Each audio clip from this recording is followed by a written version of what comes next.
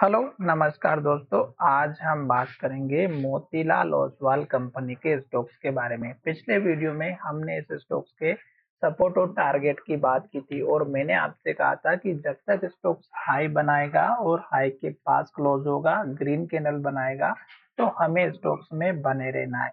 अब अगर आप यहाँ पर देखेंगे तो स्टॉक्स ने हमारा पुराना हाई जो था उसको ब्रेकआउट किया और उसके बाद स्टोक्स ने यहाँ पर हाई बनाया 775 का। दूसरे दिन स्टोक्स ने हाई जरूर बनाया 778 का, पर स्टोक्स ने बड़ी रेड कैंडल बनाई और लो बनाया और लो के पास क्लोज हुआ। पर हालांकि हमें यहाँ पर पिछली जो लो था उसका ब्रेकआउट नहीं देखने को मिला।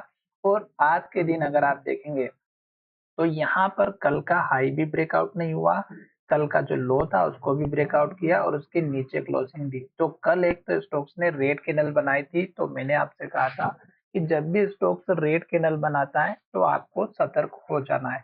दूसरी बात मैंने आपसे ये कही थी कि जब स्टॉक्स रेड कैंडल बनाना स्टार्ट करता है और जब तक स्टॉक रेड कैंडल बनाएगा हमें स्टॉक्स में वेट एंड वॉच का काम करना है। तो अब यहाँ पे दो रेड कैंडल बन चुकी हैं और स्टॉक्स नीचे की तरफ आ रहा है। तो अब आपका स्टॉक का सपोर्ट लेवल एक तो इस कैंडल का हाई बनेगा जो 722 का है, और दूसरा अगर आप देखेंगे तो इस कैंडल के हाई के आसपास का जो लगभग हमारा 700 रुपए का है। बीच में चाहे तो आप इस कैंडल के हाई तक का भी लेवल लेकर चल सकते हैं, 716 से 722 के बीच की। और मैं यहाँ पर आपको ये जो लेवल है ये ड्रॉ करके कुछ इस तरह से दिखा देता हूँ। तो ये देखिएगा, ये इस तरह का हम आपको लेवल ड्रॉ करके दिखा रहे हैं। तो ये स्टॉक्स का हमारा सपोर्ट बनना बहुत जरूरी है, क्योंकि अगर स्टॉक्स हमारा इस सपोर्ट को होल्ड नहीं करेगा जो लास्ट का हाई है, तो फिर स्टॉक्स में हमें गिरावट दिखाई दे सकती है। और फिर स्टॉक्स का ये जो मैंने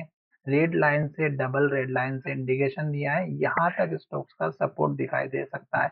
तो हमें केवल वेट एंड वॉच का काम करना है। दो रेड कैंडल बन चुकी हैं, बड़ा एक अप मूवमेंट देखने को मिला। और मैंने आपसे एक बात हमेशा से कही है कि जब तक स्टॉक्स हाई बनाता है, ग्रीन कैंडल बनाता है और हाई के पास क्लोज होता है, स्टॉक्स में बने रह सकते हैं। साथ ही स्टॉक्स ने यहाँ पे इन्वर्टेड हैमर बनाई थी, क्योंकि स्टॉक्स पुराने हाई के पास आया था और यहाँ पर इस कैंडल की वजह से स्टॉक्स में गिरावट आई थी। पर मैंने आपसे ये कहा था कि जब स्टॉक लास्ट के लो को ब्रेकआउट नहीं करेगा और स्टॉक ऊपर की तरफ लो बनाएगा, तो आप समझ सकते हैं कि स्टॉक्स में अपट्रेंड जारी रहेगा। फिर यहाँ से स्टॉक्स ने ये जो पुराना हाई लेवल था इसका सपोर्ट लिया और स्टॉक ऊपर की तरफ जाते हुए दिखाई दिया। अब स्टॉक्स में दो रेड कैंडल बनी है, तो रेड कैंडल में आप बिल्कुल भी एंट्री ना करें। साथ ही मैं आपको एक बात और ये भी बता देता हूँ कि आपको लास्ट के लो का इम्पोर्टेंस सबसे ज्यादा लेकर के चलना है। अभी लास्ट में लो अगर आप देखेंगे तो यहाँ पर बना है, जो स्टॉक्स ने यहाँ पर पहले इस कैंडल में भी बनाया था, फिर स्टॉक्स ने यहाँ पर भी बनाया। अब स्टॉक्स ने इस लेवल को आज के दिन नहीं तोड़ा, तो इसका मतलब ये है कि अगर स्टॉक इस लो को तोड़ देगा तो फिर स्टॉक्स में ये दो लेवल जो मैंने आपके साथ शेयर किए वो देखने को मिलेंगे। और फिर इम्पोर्टेंट लेवल 15 मिनट के हिसाब से यहाँ पर दिखाई देगा 704 और 705 के आसपास का।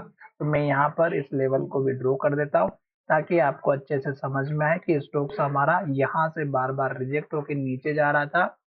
तो ये लेवल आपके लिए बहुत ही इंपॉर्टेंट है। 704 705 का दोबारा जब आया तो फिर से इन्वर्टेड हैमर बने और फिर स्टॉक्स नीचे आया। और सपोर्ट देखेंगे तो बार बार इसने 15 मिनट का सपोर्ट लिया जो यहाँ पर देखने को मिला, और यहाँ पे बहुत दिनों तक, बहुत टाइम तक यहाँ पे स्टॉक्स ने ट्रेडिंग की और फिर ब्रेकआउट करते हुए जब ऊपर गया तो फिर से इसी लेवल को ब्रेकआउट करने के बजाय स्टॉक रिजेक्शन लेके नीचे आया और इस लो के ऊपर लो बनाया। और फिर जब स्टॉक्स ने एक के बाद एक हाई ग्रीन कैंडल बनाते हुए ऊपर की तरफ गया, अब आप देख सकते हैं कि स्टॉक्स यहाँ पे फिर से ऊपर जाने की कोशिश कर रहा है। तो अब स्टॉक्स इस लो के पास में क्लोज हुआ है, अब स्टॉक्स को ऊपर जाना है।